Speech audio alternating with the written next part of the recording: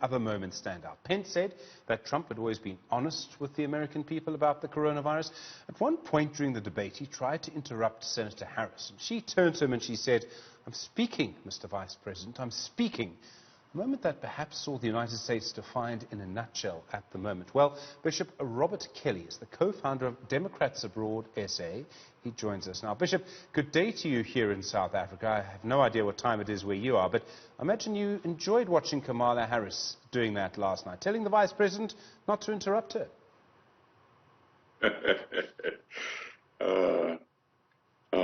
Yes, I did, Steve.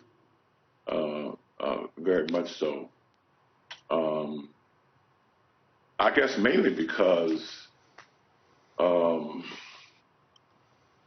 we live in a time where we need to hear everybody's narrative. We need to hear what everyone is saying. Black, white, male, female, transgender, whatever.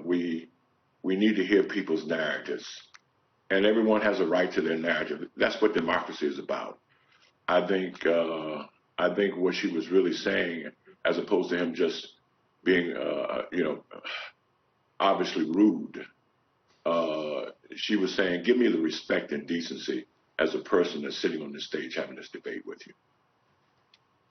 Pence is a disciplined man in a way. He's a very religious man. I mean, that kind of thing matters in your politics, someone's religion. He has a constituency of his own. That's very, very powerful in the United States. That will vote for him and vote for Donald Trump. Well, it's interesting. I think you said this a little earlier. I think a number of the American people, after being very frustrated on both sides about the Biden-Trump debate last week, I think people welcome the opportunity to hear from Pence, and also equally welcome the opportunity to hear from Senator Harris about what the real issues were, and we really got that. And I appreciated that very much. At some point in time, the American people had to hear that kind of discussion, which I think was profound. What do you think is going to happen to your country if Donald Trump wins a second term? Well,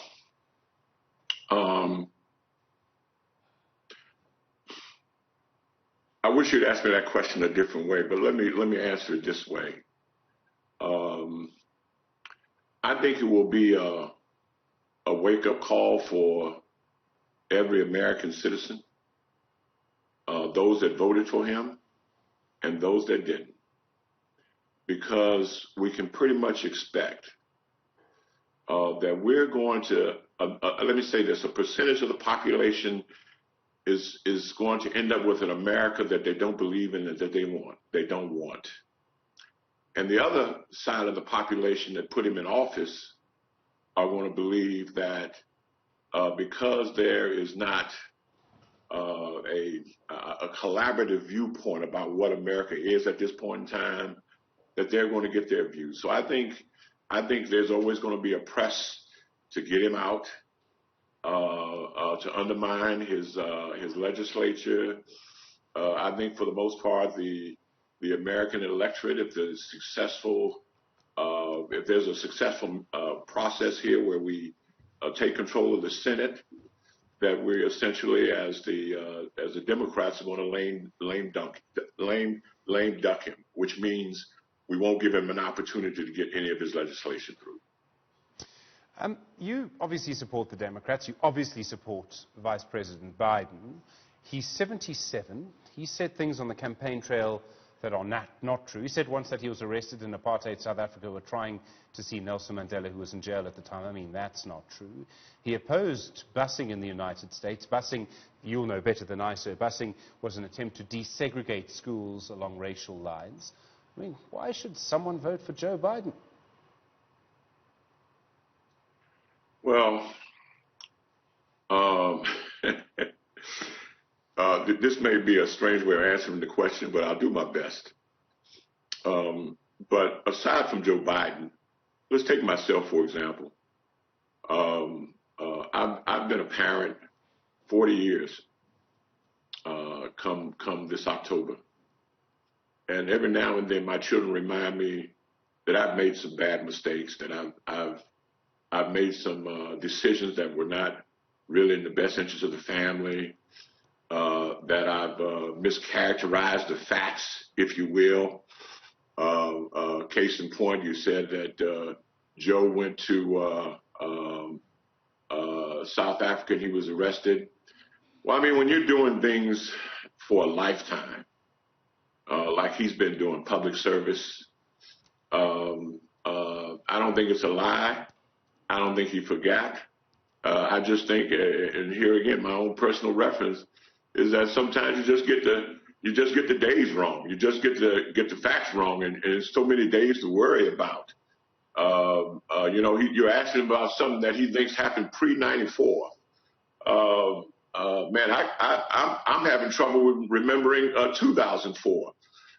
So I'm not going to blame someone, and particularly Mr. Biden or Mr. Trump for that matter, when they get it wrong sometimes, given their ages. I mean, let's not kid ourselves. The fact that both candidates are in their mid to late 70s ought to be a concern to the American people overall. I do want to ask you, I mean, you will have seen the breaking news this afternoon that the Debates Commission, as it is in the United States, has said the next presidential debate should happen virtually. Your candidate, Biden, said he's very happy to do that. But Donald Trump has said he wants to have it face-to-face. What's your reaction to that? Are both of them trying to sort of angle for the best way to get out of this thing?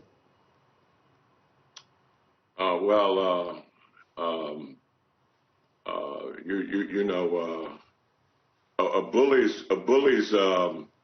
bully's best game is when it's face to face. You never get on the phone. If you're going to be bullied by someone, they're not going to make a phone call.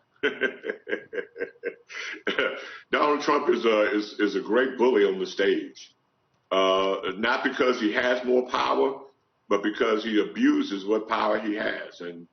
And so I think Biden is a graceful man. He's a respectful man. He's a peaceful man. And Donald Trump is anything else but that. Bishop Robert Kelley, thank you, co-founder of Democrats Abroad South Africa. I do appreciate the time. I know I'm sure we've kept you awake very late or woken you up very early in the morning, so I appreciate the time.